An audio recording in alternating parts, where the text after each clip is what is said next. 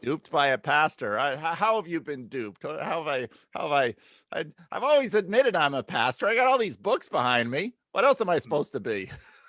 No, it was like, "Hey, I'm gonna have to push it back, man. You can relax. It's not gonna be then." And then, oh, I'm on time, buddy.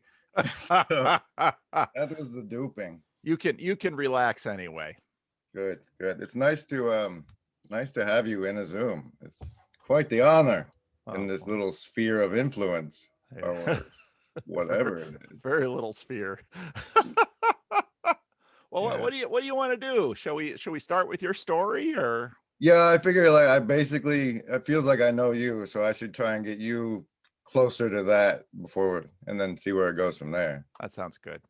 I guess for your audience and whatnot, that the story between me and God is the most relevant backstory part. You can start wherever you think you should. So. Oh, okay then. It all went south when I was 8. You see, my friend's older brother had Dungeons and Dragons, and I saw on the box it said you should be 10 or older to play, and I was only 8, but I played anyway. And, it's surprisingly how that sort of thing shapes my life. Like really? as I look back on it, but well, tell me about your parents. Tell me about the house you grew up in. Okay, I am double bastard latchkey, which wow. My mom was an unwanted pregnancy, and that was evident in her rearing, and then she had me, and the story I got was that the father said to have an abortion, and she took off. When I met him when I was 30, he's like, I didn't know she was pregnant, and he was 17. So I cut him all sorts of slack because by then I had been 17. You know? And then she got in the military, and the story I got was that at the time, if you were active duty military, you had to have a guardian in case you went to war. It had to be somebody else to watch the kid. And so for the first, like between 3 and 9, I was raised by my grandmother, who had her son living with her and lived next door to her father, my great grandfather, which that is such a beautiful childhood compared to like so many of the people I've met. Wow. Like I knew everybody in the neighborhood. I see acutely what my generation has lost with the way everybody's like inside now. Yeah. So, but then when I was 9 or 10, she finished her overseas tour, and I got to go with her. I guess the rules changed or whatever, but I got to go with her, and she took me to Hawaii for 3 years. And that was not good for our relationship. For me to be, I didn't take it well. I didn't take it well to have all that ripped out, and then this lady I barely knew raising me now. Wow. In a different place too. And the only church in all that time was one of my grandmother's brothers took me once, and it felt like God's waiting room, because it was just old people. Like it was dusty, and it was like, okay, you know, there was no life in it in the one I went to. I didn't feel it anyway. Yeah. Hawaii,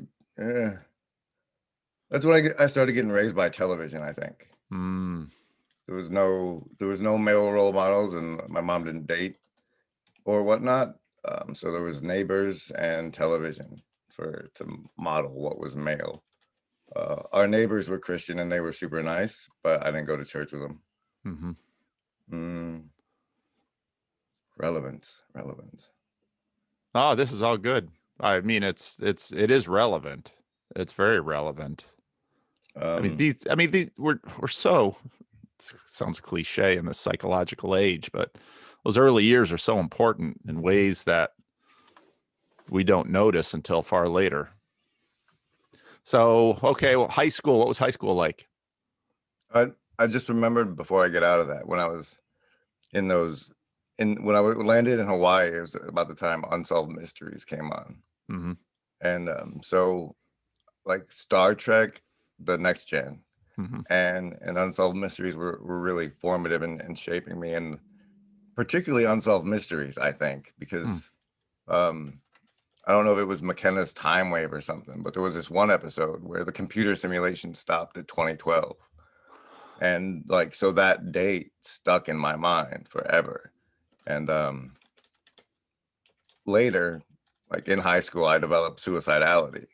Mm. And so I ended up setting a major life point at that date, saying that's my personal apocalypse. I don't care if the rest of the world ends. I like, if I don't end it by then that's off the table. Mm. And like when you struggle with not wanting to be on the planet, Yeah. like you make all sorts of bargains and excuses and things like that to get it off the table for a while. Yep. Yeah. High school was when I discovered, well, junior high I discovered I wasn't pretty. And after Hawaii, we landed in Oklahoma, which was like bars and churches. It was an Air Force town, so we have a lot more people than most places in Oklahoma. And we have all sorts of bars and all sorts of churches. So God was offered in a lot of different flavors. And the Baptist one was real popular because then you could still go out on Saturday nights as long as you made it to church on Sunday. And so it was like everybody was wrong, clearly. Mm. It was like, and so I got to eventually I come to the point where it's all right, everybody's a little bit right. Like a broken clock is right twice a day. So everybody's got a piece. And if I can go around and get all the right pieces, then I can have something I can work with. But still gathering pieces. But Mm-hmm.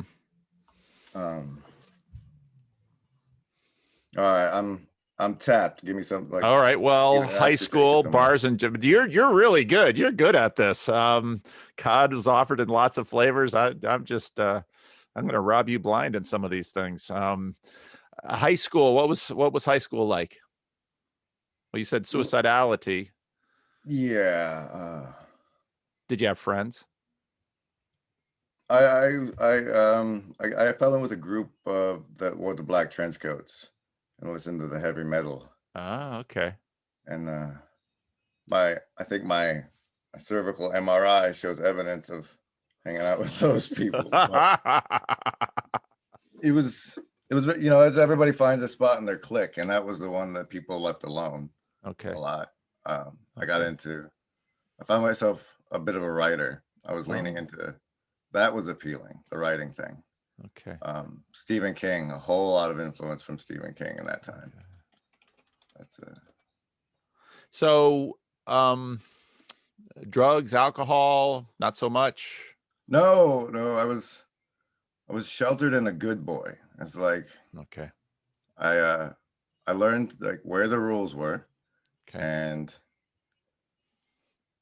as long as I could keep myself out of trouble, I could do what I wanted. So it was like, there are the boundaries. Yep, You can go as far as you want. Your freedom was in there. What'd you do after high school? I took a year off because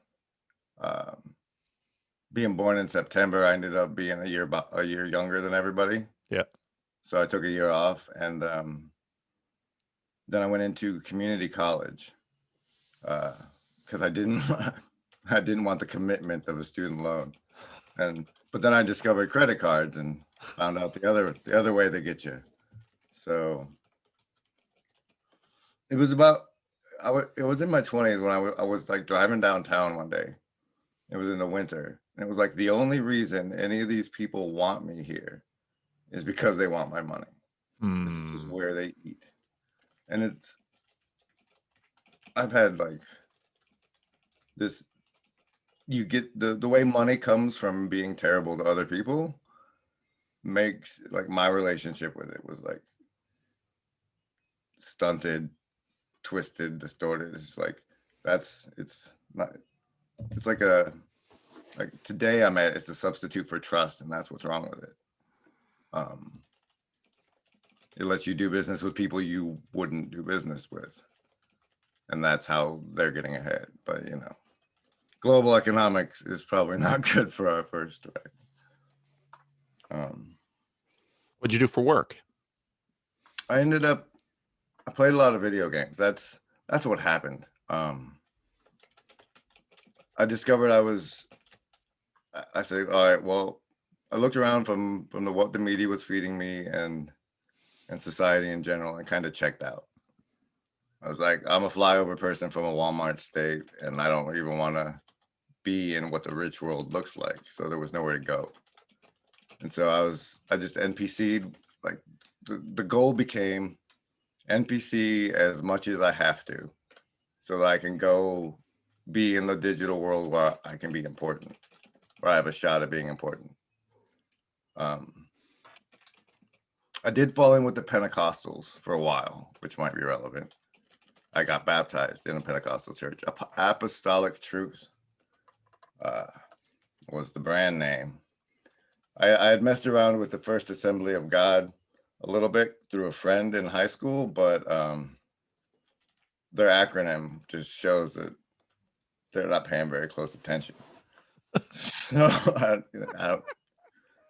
don't. I ended up going into that church after losing a particular relationship with a female. She went back to her husband. It's wow. You were having a relationship with a married woman.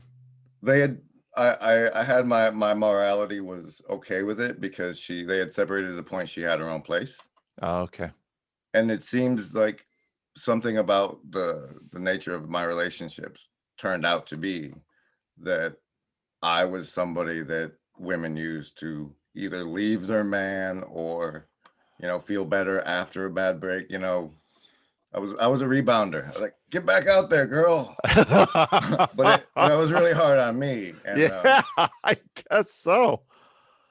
But it was one of the most profound experiences of my life happened then, and it was God related, I think, because like right before the breakup, when she came back from this, she broke up with me, but she had gone because like one of her older relatives was passing, and she was pregnant at the time,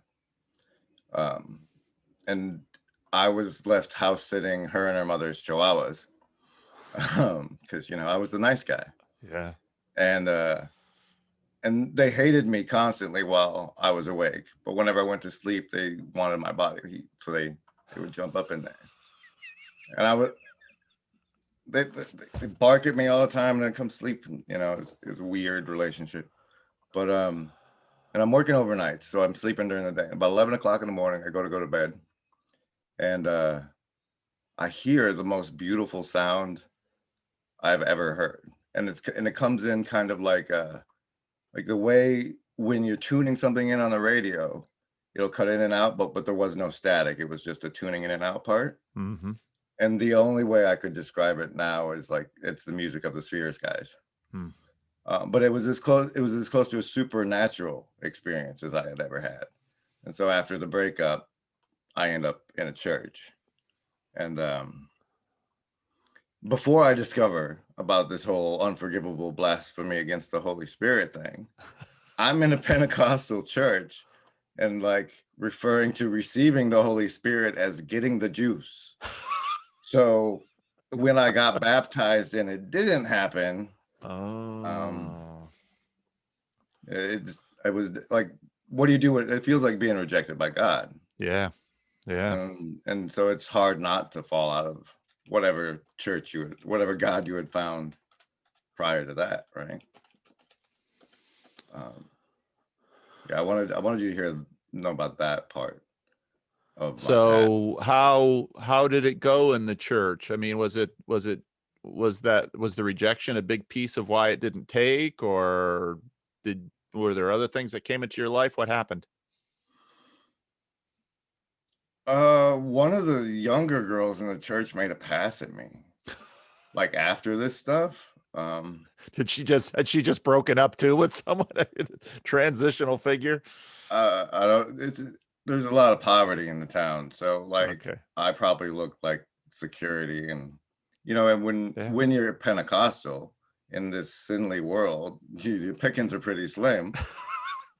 But yeah, that was super awkward for me because, and then on top of everything else, well, I finally fell out of like I quit going to church, and uh, when I saw Fight Club, honestly, Huh.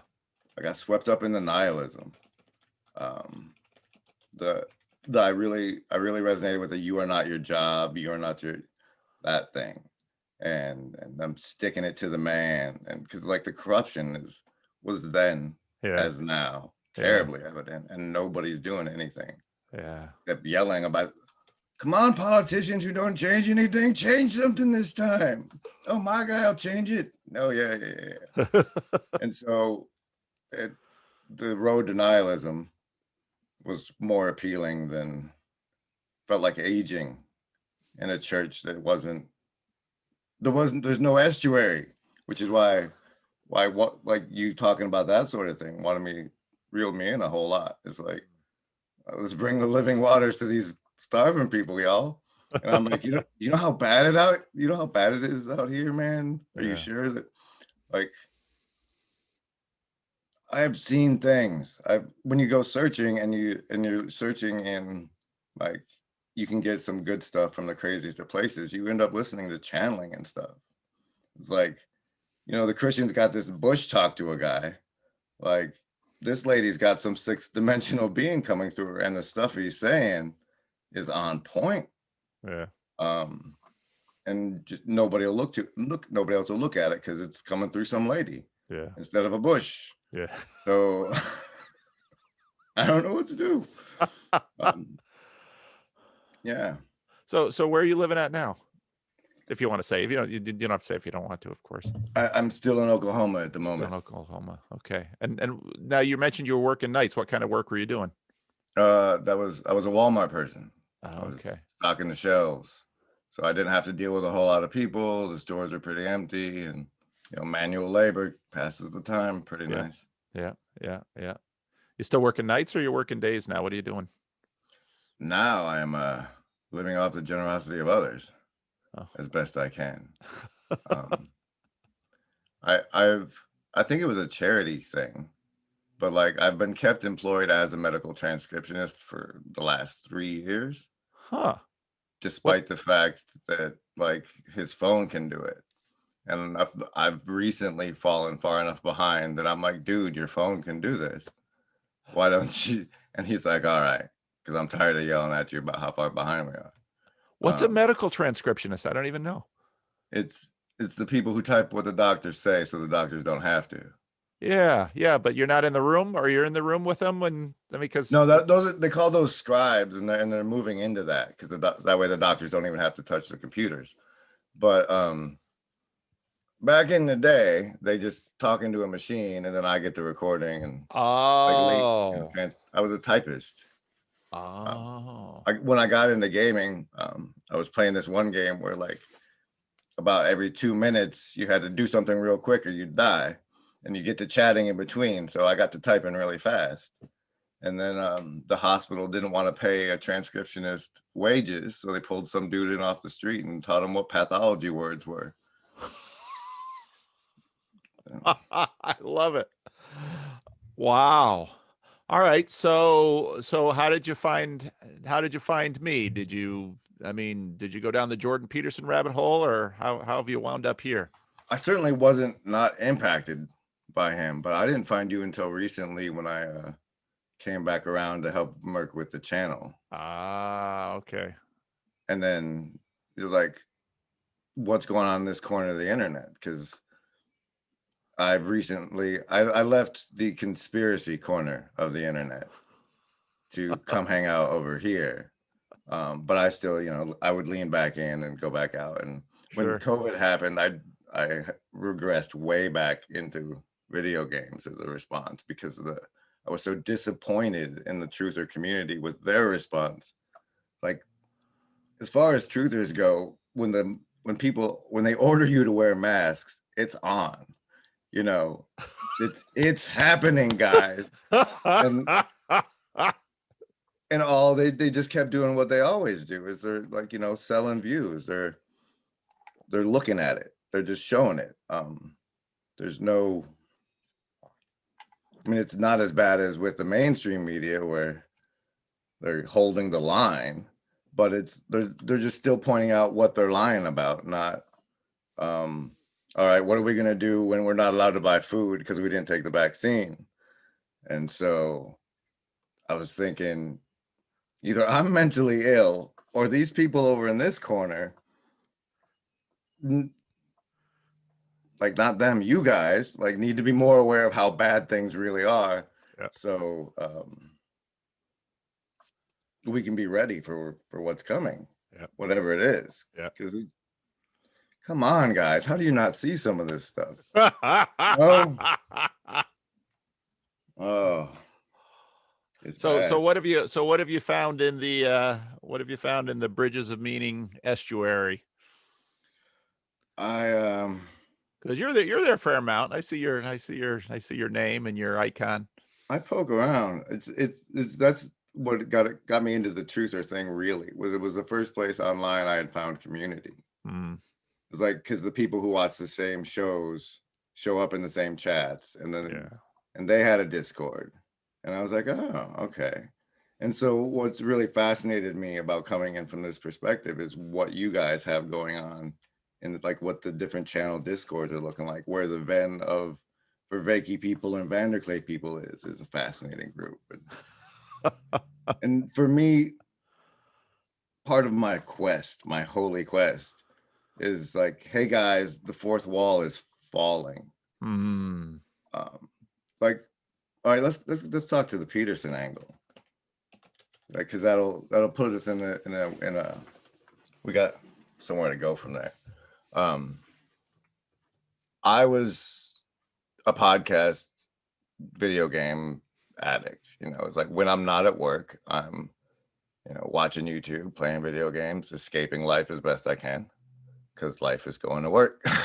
And so when I first heard of him, a friend of mine from the conspiracy-ish side of life, more enlightenment than conspiracy, but he's out there, he sent me Maps of Meaning 9 is when I first heard of Peterson. So it was like, I think the controversy was popping off, but it was his old material I came into first, like, which I consider his life's work, honestly. And so I was into it. Like, I got excited because it felt like I got to watch college, without paying $30,000 a year to do it. This is what, like, with my mental health stuff, I had a lot of interactions with trying to get help from the system, and came out disappointed, and possibly messed up from some of the pills they had me on. Yeah. But this guy was teaching people was what they taught those people. Yep. So like, if the stupid doctor that was treating me missed stuff, if I go back and see what they're learning, maybe, and clearly there was a lot that wasn't coming through about masculinity and femininity, and I don't know, he's got 30, like, however many hours, it's his life's work, Yep. And then he did the right thing. He said, I will go to jail before I let you put words in my mouth. So, like, I can see our society as corrupt and twisted and run by the wrong people. And when somebody does the right thing, especially somebody that people are looking at does the right thing, you're like, yeah, that's what we need more of. Yeah.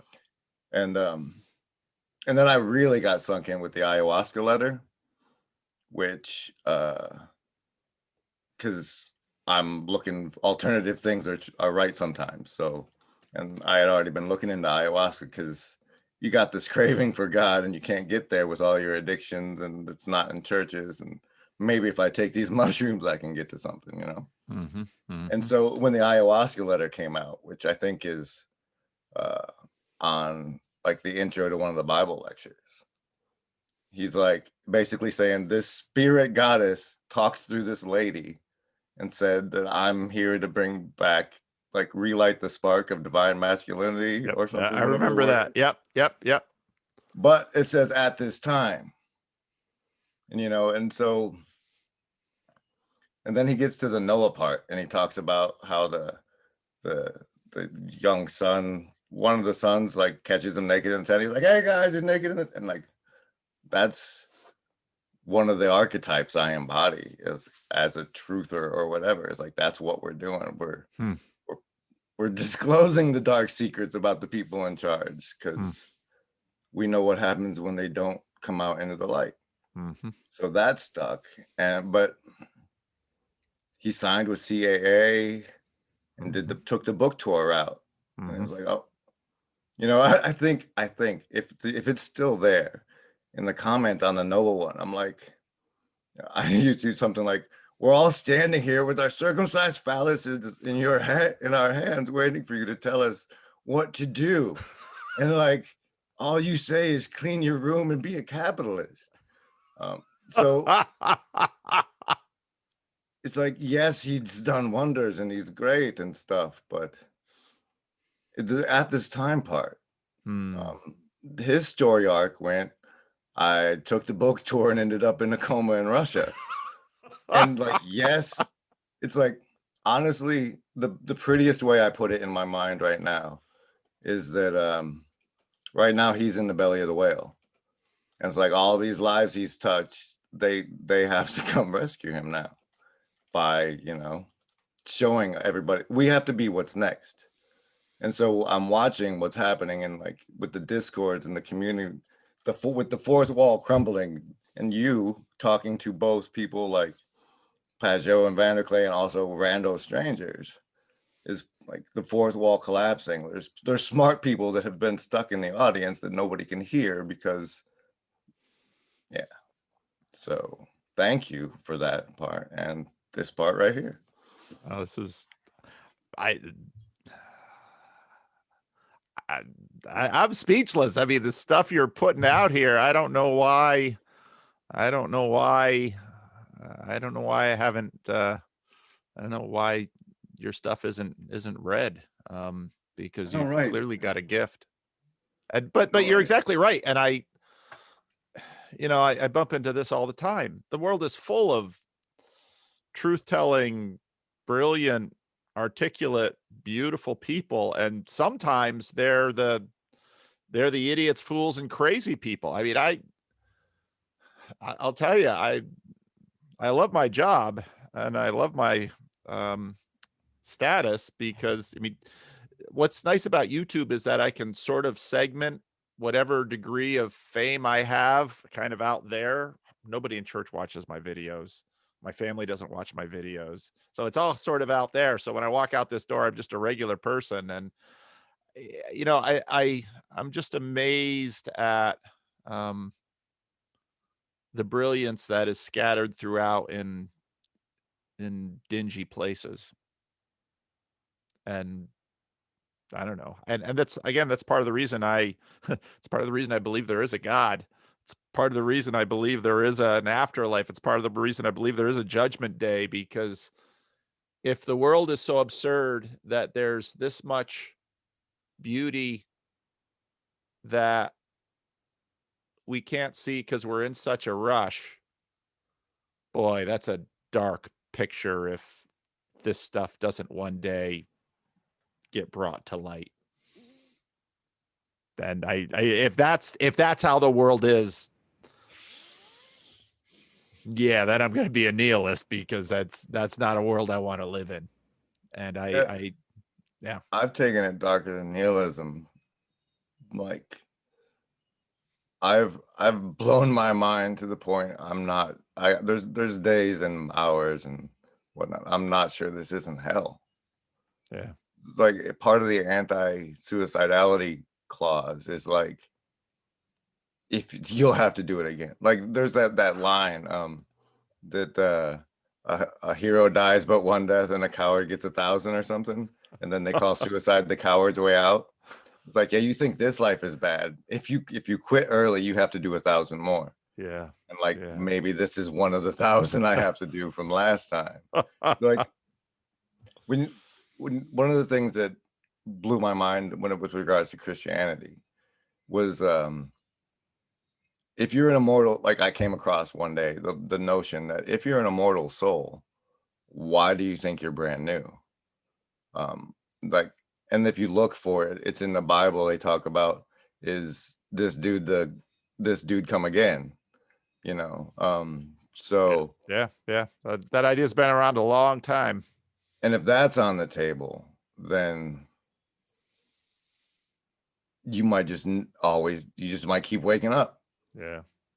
Well, then sliding down a tube, you know. Then we're into, trying to end the cycle, and all of those religious commitments or traditions.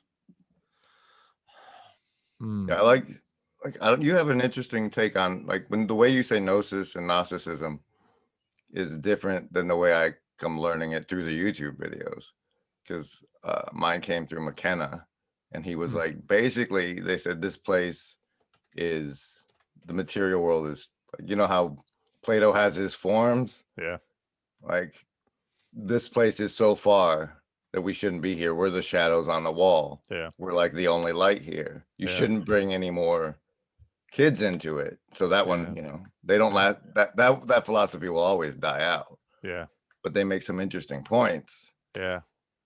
Because part of, go ahead. No, well, I was going to say, I mean, the ancient cosmology, if you read C.S. Lewis's Discarded Image, people forget that this is the lowest, well, there's Gehenna or Hades below, but we're just one step removed from Hades. That's the level.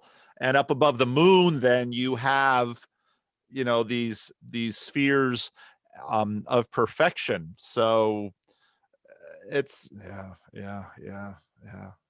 We're so dim. We're so short-lived. We know so little. And there's so much out there.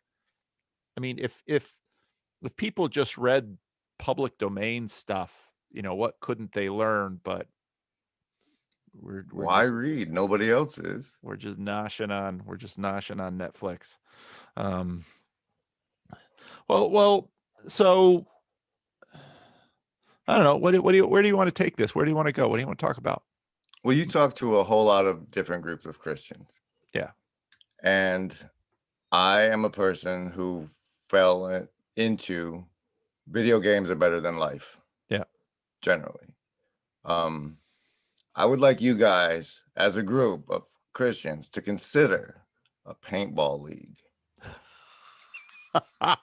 Now, yeah, I know on the surface it's funny, but like the Catholics versus the Baptists shooting each other in paintball would get the kids in their bodies, give them a little bit of experience with urban combat just in case. But honestly, like deep down, like if I look at what has happened to human society, like I pull back as far as I can. Yeah. And I see that, like Joseph Campbell says, we lost the rite of passage.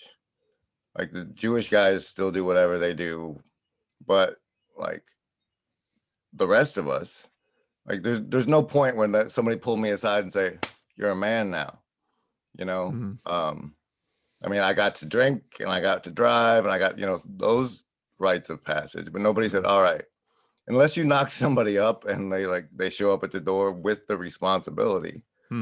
Our society is such that you don't ever have to grow up.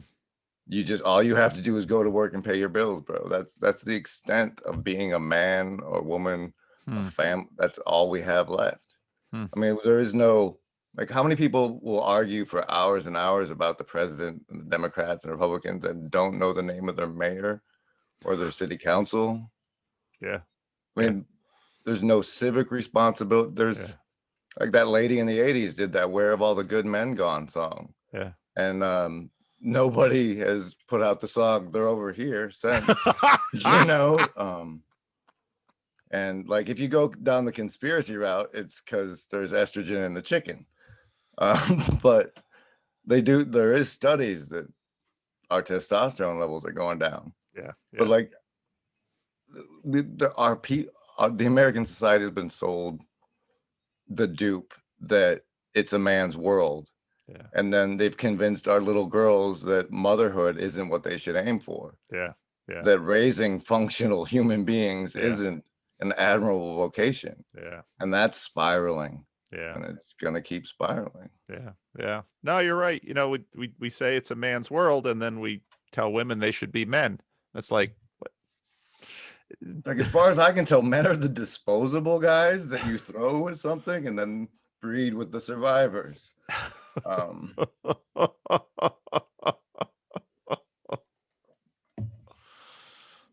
well, I'll tell you, the paintball is out there. The paintball is out there. My church wouldn't go over so well. There'd be actual casualties. God's waiting room. I could put that sign over the door. I'm not sure folks would appreciate it, but we usually don't appreciate the things that there's a little too much truth in to make us uncomfortable. So, So, you play the sardonic gamer outcast prophet pretty well, but where do you want your life to go?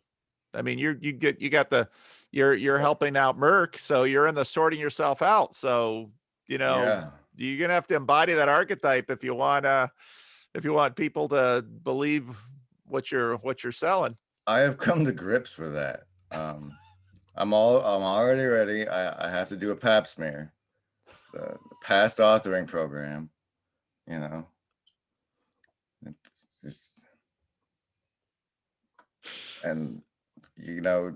so I understand that that's part of the deal I'm taking on by living under this channel's moniker. Is like there's the part where, like, it's a disclaimer that I'm still unsorted. Like, I'm still sorting, so I can be embarrassing and cultivate my shamelessness, but I want these this ven of people, these it's like you guys are starting to play the 5 elephants game, and it's very exciting as somebody who's like, when I'm in zombie watch mode, it's great to see, like, you're touching the elephant, the other guy's touching the elephant. It's like, look, they're getting there. We're gonna see what's going on soon. It's exciting. And like watching the communities build, and because from my perspective, which is admittedly twisted compared to most, I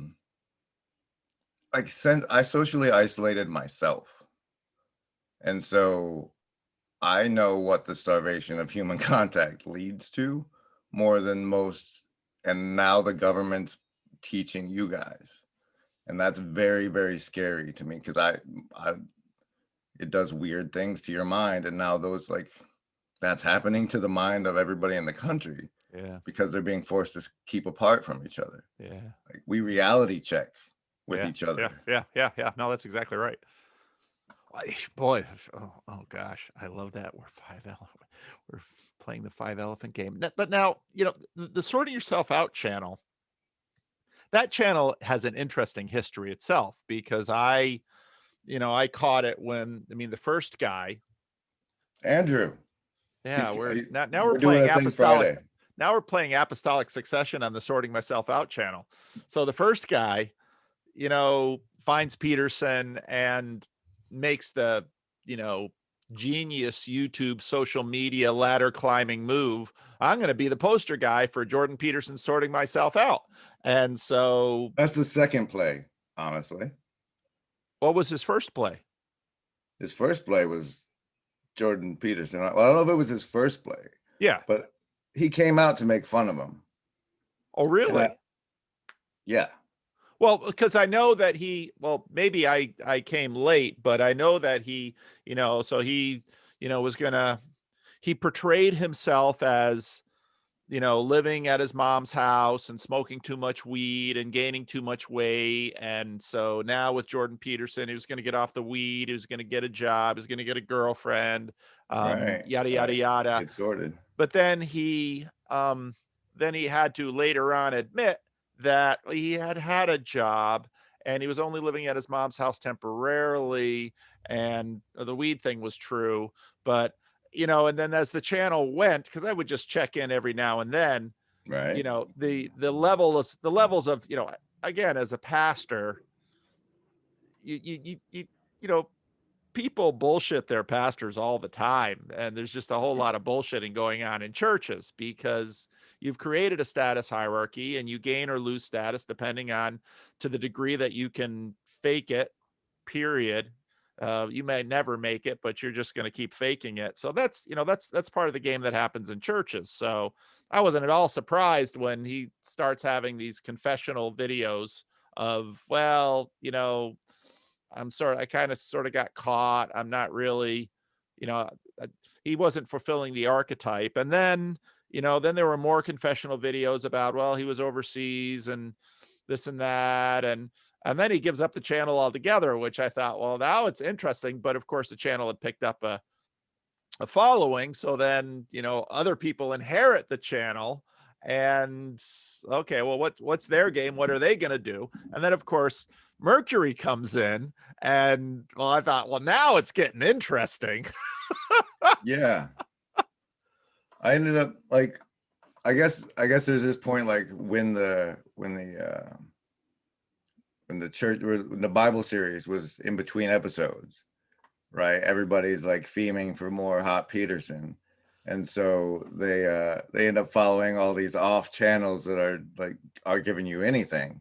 Just a little hint, like here's a bunch of clips of him, guys. And like I get this one guy came on with I'm the guy Jordan Peterson warned you about. Yeah, I remember Citizen him. X. Yeah. He was a character. So yeah, a lot of channels got followed that way.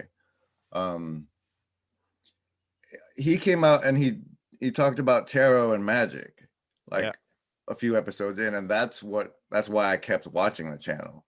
And then Mercury came on. I'm like, so when Mercury came on, I'm deep in the truther community. I might have even still been trying to do my own truther channel at the time, but I'm like, this dude should be on the internet because like he's genuinely there as like he's just a genuine person. He's actually there for you.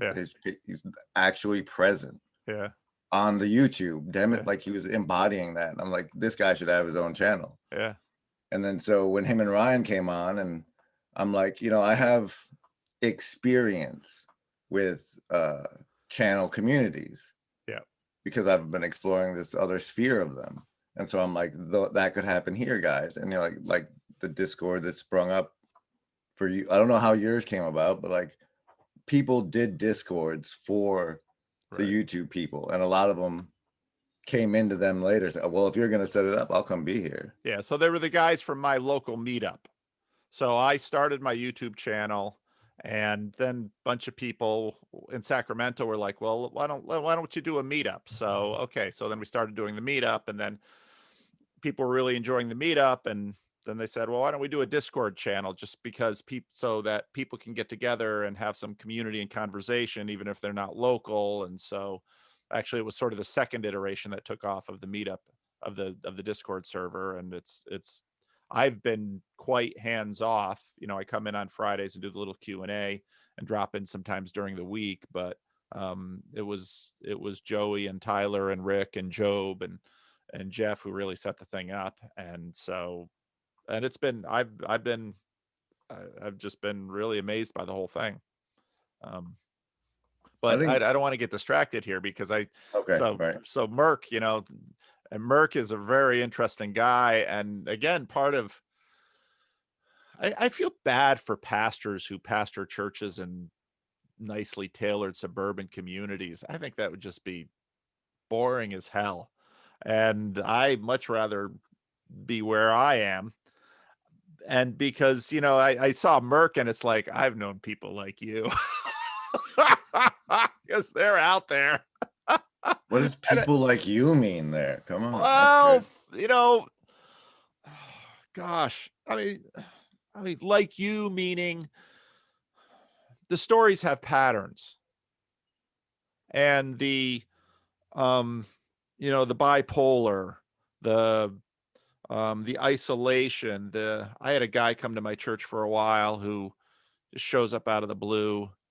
I was just podcasting my Sunday school lessons. He started listening to them. I mean, maybe 5 people listen to those things, and starts coming to church, and he's a hermit, and that's the thing about a local church in a part of town that is full of group homes, because the good places in town have moved on, and so the people who just need a roof over their head, the room and boards and the group homes and the drug houses and that's the interesting place to live, because it's this other layer of society where people can speak the truth without losing status, because they don't have any. You got nothing left to lose, so they'll actually tell you what they think, and that's just remarkably refreshing, instead of telling me what they think I want to hear, which is pointless. So yeah, so Merc, I found Merc interesting. And of course, anyway, and it's people like him. Yeah, there's nobody like him, but there are patterns, There's and archetypes, yeah. yeah. And so Merc's in there. And so then, then you show up in the server, and it's like, oh, and oh, you're with Merc now. So, and now getting to talk to you, I'm doubly, I mean, because what do you want to turn people into? What do Because I part want of the to do? difficulty with Peterson is that, to one degree or another, okay, you clean your room, you get the wife, you go to job, you go to work. I mean, these tapes have run before. And if you look at the 1950s, which sets up the 1960s, the 1950s are all about the company man. They're all about the mindless cog in the branded corporation. And I mean, if you read history from the 50s, and the kinds of thought pieces that were out in the 50s, there's all of this anxiety about being lost in this modern machine, which of course sets up, and then if Vietnam happens, and this war is, the war was sold as the great fight against communism, but it was, the corruption became just way too evident, and then we didn't know how to get out of it. And you had a president then who, oops, his burglars got caught, and on and Oops. on and on and on and on. So Peterson, and in some ways, so then when I watch Dave Rubin go through his transformation, it's like, wow, we're back to, I'm old enough to remember the Cold War, as is Peterson. And so, all right, we're leaving nihilism. That's good, because it's quite evident that a lot of folks, some people can sort of inhabit that space. A lot of people can't. So what you're going to help people sort themselves out to what? Well, our general policy. Hour. Now we're getting to the hour. Well, We this is had to getting do a interesting. board, The yeah. corporate position of the YouTube channel. Yeah, actually, we had to put something together because of reasons, but once the money starts flowing in, things form, and Yeah. He needed help with that end. Yeah. And so it might as well be a board and not just, and so we're trying to do it right. We hope to eventually, ideally it'll be a co-op or a nonprofit, however we need to structure it. But if it's gonna continue to exist, it kind of had to be instantiated into some sort of entity, and we're moving towards that. So I say, we haven't filed legal paperwork yet, but we're structuring toward something that's sustainable. And so, yeah, on the board. But we have a mission statement, which essentially is how we're going to do it. It's got a bunch of, I mean, I ought to go find it and read it to you, but essentially we're using, like, once you author your stuff, you have to embody it. You have to start walking it. You have to start Okay. living it. And Okay. that's what we're helping with. Oh, okay. Okay. Okay.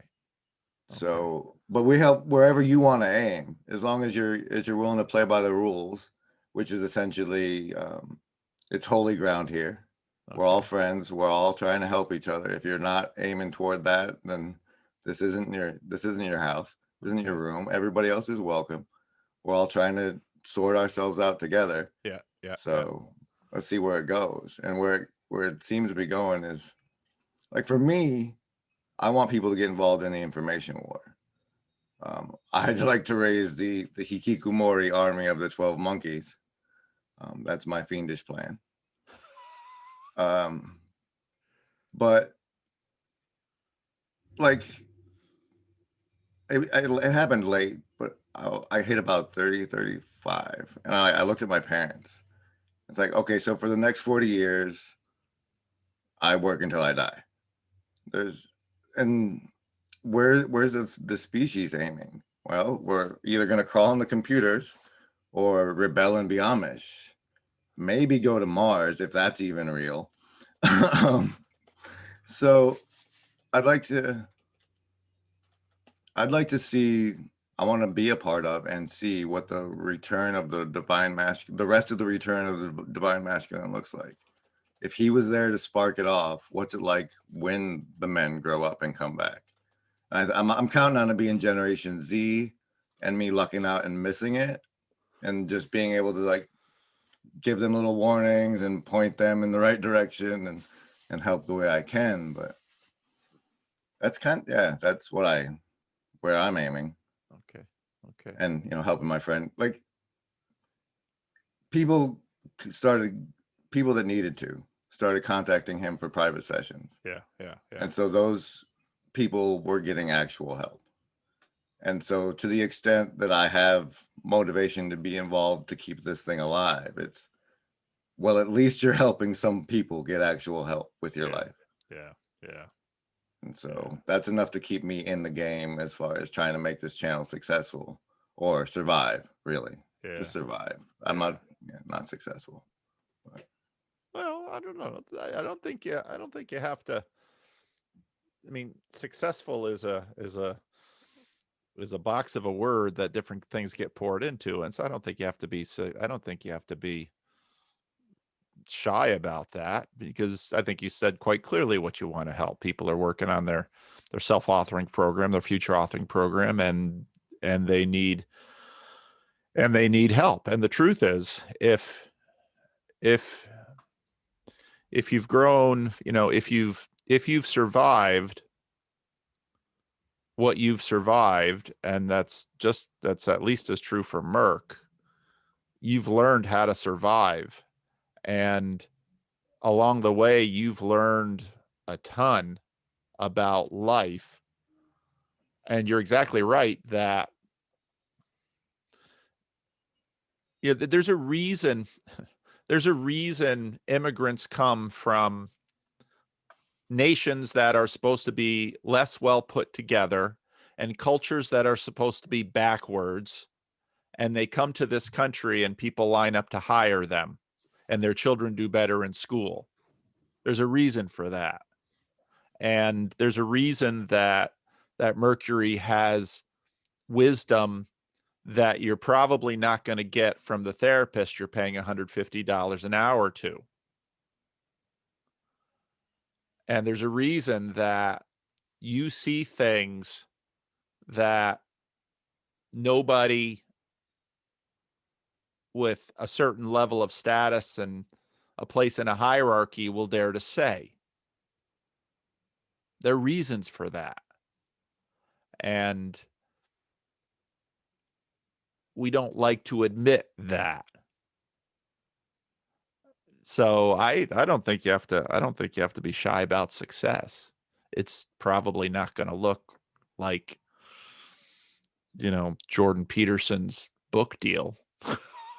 But Again, and all of this is why I remain a Christian, because if there is such a thing as corruption, then there must be its opposite. And if we're wandering around in this maze of corruption all around us, why can't there be a time and a place where we will see its opposite? So I think I like your plan. I think it's a good plan. Yeah, that's the hardest thing, is like being stuck behind the fourth wall, is when you see things that you like to show people and they can't hear you. So that's why what you guys are doing is exciting to me. Well, C.S. Lewis had this line, the door to hell is locked from the inside, which, when you kind of put your head around that, and as a pastor, and in any place in the world where people are stuck and you want to help them get unstuck, you very quickly realize that it's, arguments, they have their place, stories have their place, books have their place, videos, I mean, all that stuff has its place, but you're much more of a midwife. You'd better be a midwife and not an abortionist, because if you're going to go in, most of the time, if you're going to go in with knives and instruments, what you're going to pull out of there is going to be dead. So, and to be a midwife means to be a little patient.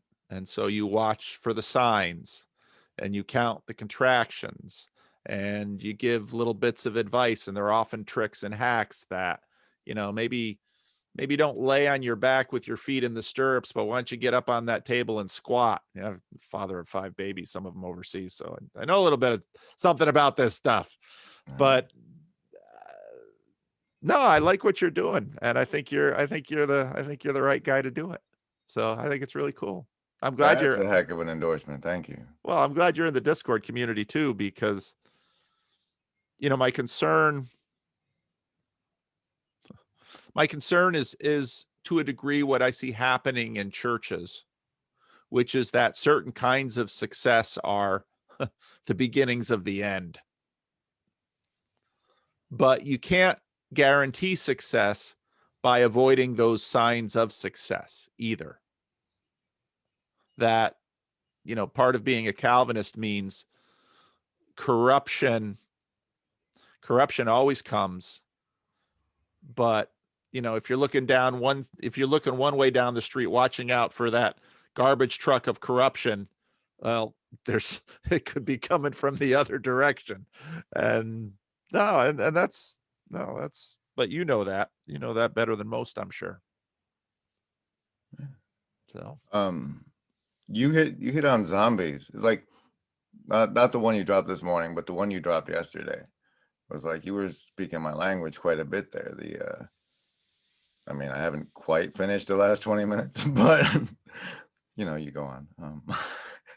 That's where you get the God. That's where you get the altar call. So. Oh, good. Yeah. See, that's how it always was. It's like, that's when you need to sneak out. That's when you smuggle the Jesus. No, but yeah. Well, and it's a lot like that for me right now. So what I see in terms of the information war, is we like the whole weird kind of zombies. To the extent you NPC so you can come home and be yourself, like the more that takes up your life, the more zombie you become. And then the whole we're eating each other's brains, like we got some hot, delicious Peterson brain over here, boys. Ooh, here's some Vervaeke. What Vanderklay dropped today. We're like, when you were talking, there's nothing left to watch. Yeah. And like there was a tiny little part of me inside, and it was like, it's because we're supposed to live. Yeah. We're supposed to live, man, and meanwhile, we can help sell commercials to get by, but there's not a whole lot that we can't build a machine to do better than you can do it. Yeah. Yeah. And that's coming on hard and fast. And like, I got lucky in that I helped the hospital install the software that replaced me. So I saw it firsthand. Like this week I helped them do that. Next month, 100 people were laid off. So there's gotta be, I guess maybe we can all start churches but there's gotta be something that us humans are that still has value. And it's as that reduces, it's not going to be labor. No. It's not menial tasks, but we're not going to sell ourselves by the hours like the girls down the street. Right. So no, that's right. I was just talking to David Fuller, and Monday they were having he's the guy that, he and Ollie at Rebel Wisdom. Monday they had a thing, and it was a Zoom thing, and I told him, I said, I listened to the Weinsteins, and they've sort of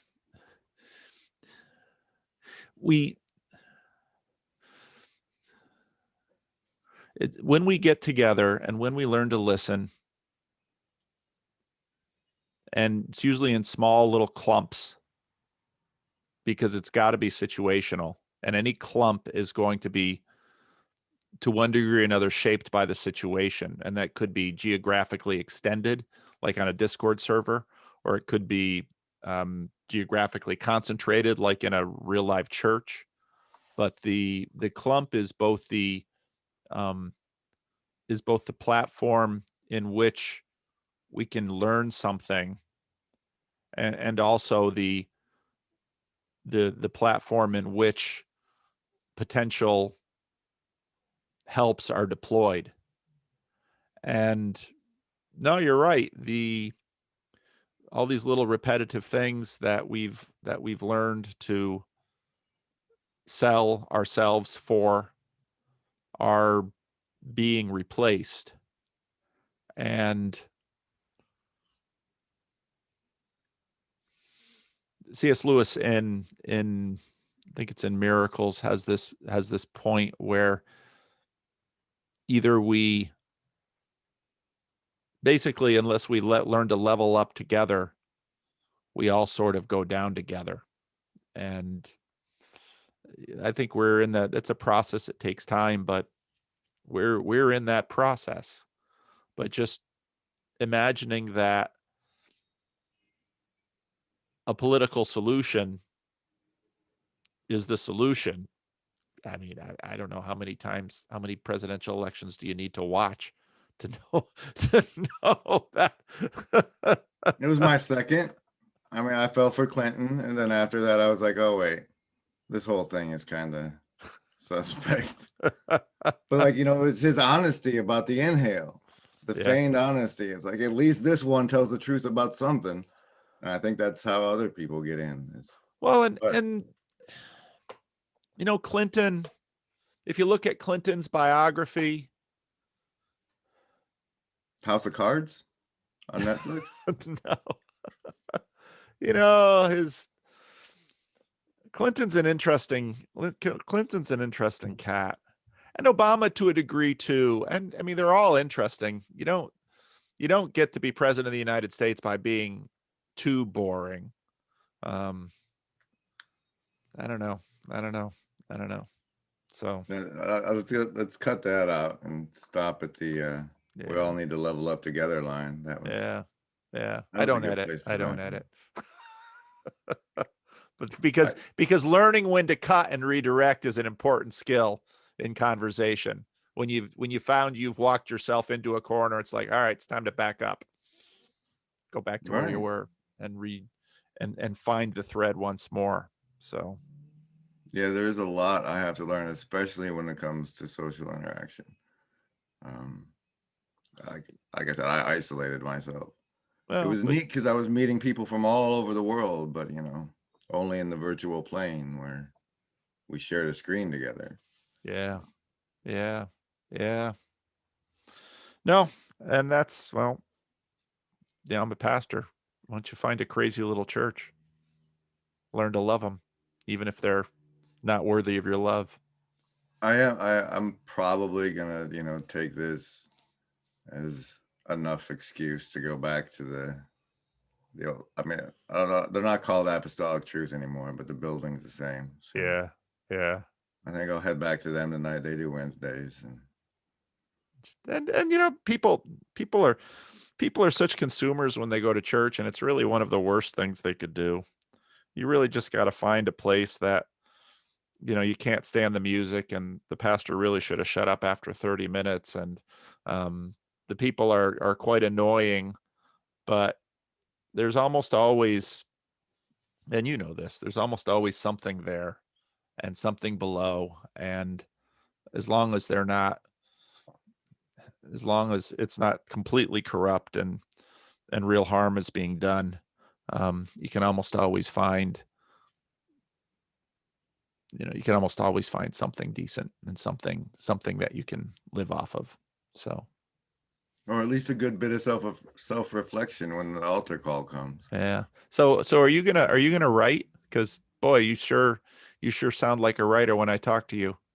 It seems not worth the effort anymore. So maybe I'll have to coax myself into it. But like the appeal when I was younger was like once you get your first book, then you can get an advance and just like live off of it while you write your second book. And Yeah, you then probably won't make any money from it. That's not why you no, write. no. You should write because you should write. I always tell people, I say, if something's worth doing, it's worth doing for yourself. And so if you're going to start a YouTube channel, it doesn't matter how many people watch. If I wonder, I don't know. If nobody ever watched my channel beyond the 15 people who are watching the Freddie and Paul show, would I still be talking into it? I think if I had found 5 or 10 people that were listening and engaging back, maybe. I don't know. I don't know. It's amazing how I'd much love to value say, one person is. what's that? It's amazing how much difference one person makes. It is. It is. I It mean, is. Wow. I think you got it right. I look at, so I take notes often when I do these little talks, and I don't know what I'm gonna entitle this talk, because you just gave me so many lines in the notes. It's like, oh, that could be a title, that could be a title, that could be a title. They just roll off your tongue. So I'm why glad you're in Christians should YouTube have a land. paintball league. But would you, if you don't mind, would you use my internet name and not my one people can sue? I will. What I've learned in this world is that I start, Grizwald Grim. That's who you are to me. Thank you, sir. And because if I start playing around with two names, I get confused and mistakes happen. So you're Yeah, just Grizz. I'm not blood to the other one, and I just haven't gotten enough resources yet to make it legal. But Well, so I appreciate that. this has been a pleasure. This has been I've got to figure out how to do more of these. I got to open up the Calendly app more, and I think I will, because sometimes it's like, because I just open it up and anybody can grab a slot. And so I would be lying if there aren't times when I sort of take a deep breath before I click on Zoom, because you don't know what you're going to find. But 9 times out of 10, I'm done. And it's like, boy, I'm sure glad I did this. This fed my soul. And Well, as often as somebody has to check the calendar to get a spot, I think you're filtering pretty well with that. I hope we can talk again. And like, if you don't have room on your channel and you want to have a discussion, I will gladly run tech for you if we get to air it. Well, like you want to talk to whoever. well, let's have a time that you and me and Merc can do a talk again, because that would be good. Because Yes. I'd love to watch you two ping off each other. That would be fun. I loved one of my favorite videos was Peugeot and Andrea and Merc. That was so good. Because just in terms of who they all are. And that was so much fun. That was so much fun. So yeah. Great. Yeah. No, I'll come on your channel. Absolutely. That'd be fun. I have it on recording now. Actually, I don't. Will you send this to me after? I will send it to you. All right. Thanks, Paul. All right. Bye, everybody. It's great to talk to you. And